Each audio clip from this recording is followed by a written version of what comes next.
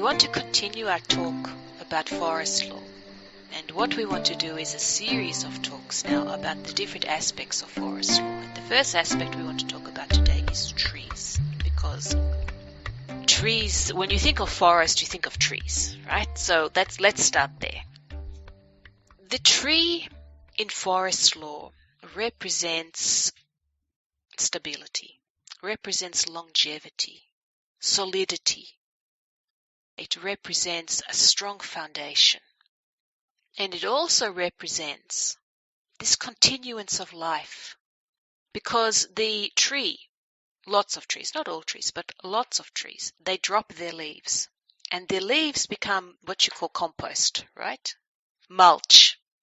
And that replenishes the ground. But not only that, it provides for animals some cover. It provides for the insects. It gives them cover to do their work. But it also lets them, they help to mush it all up. And so it really provides and really represents this continuance of life. So there are lots of things that the tree represents. But when you look at the tree itself, and it's got, generally speaking, the trunk, right? Which is the main, what the tree holds itself up with, right? It can have the branches quite low to the ground, but it still has this really strong base in the middle, if you like. The roots, of course. And then all of these branches going everywhere, all over the place, not just in one direction, but all over. And on these branches there are leaves, flowers, fruit, depending on the tree, of course. And those branches, they provide homes. Animals, birds, insects. So the tree itself is a wondrous thing. It's a wondrous thing.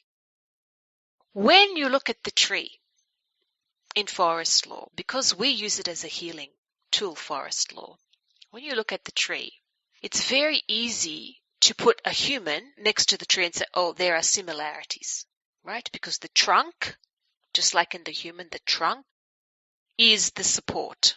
Yes, of course, the human has legs, but the trunk, the spine, it keeps the human upright and walking. It allows the limbs to move because there is the nerve messages that go there. So the trunk is very important. And then you look at the limbs and you could say, well, especially the arms, that's like the branches. Right? And then there are the limbs, the legs, and that's like the roots that keep you on the ground, the gravity pulls you there and keeps you there. And all of that you can see, yes, that works very well. But there's a deeper connection. And the deeper connection actually can be seen in all of the different branches of the tree and what they produce, the leaves, the flowers, the fruit. And the interesting thing with this is that when you relate that to a human being, you can see that the human being, generally speaking, is often made one-dimensional, right? They are three-dimensional, of course, but they are made one-dimensional. And by that, what we mean is that their life is made one-dimensional. The path that they follow, the way they have to behave, the strictures of the society, the family, the community, the country, the religion, whatever, makes the individual one-dimensional. And for many human beings, that can be very damaging because they feel like they have all of these branches that can go out and touch the world, right? Like stardust, right? They can feel that they can go out and touch the world, but they have to stay in this one-dimensional thing, path.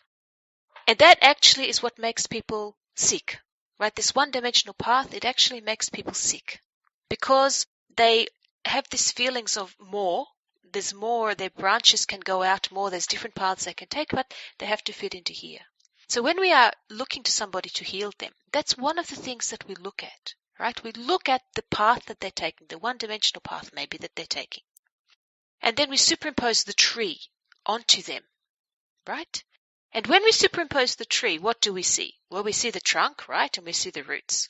But then what we see is all of the branches coming out of the side, out of the top, and all of the fruit that the branches bear, their leaves, their fruit, their flowers, all of that. And then all of the animals and the birds and the insects that they are actually giving a home to, right? That's what we see.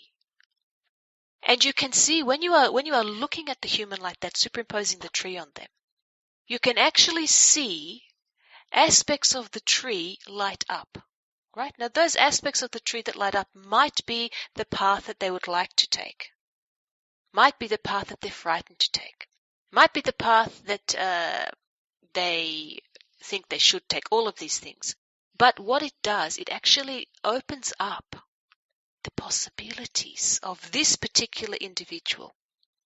And that is where healing is. Healing is in the possibilities, not in the disease or the injury that they've got, but in the possibilities surrounding not just that, but the individual, the possibilities, right? And that's what the tree represents in forest law for human health, for human healing. And not just the one human, but the whole community. And then not just, when we say community, we're not just talking about humans. Sometimes we are, but in this regard, we're also talking about landscapes. We're talking about the environment that people are living in.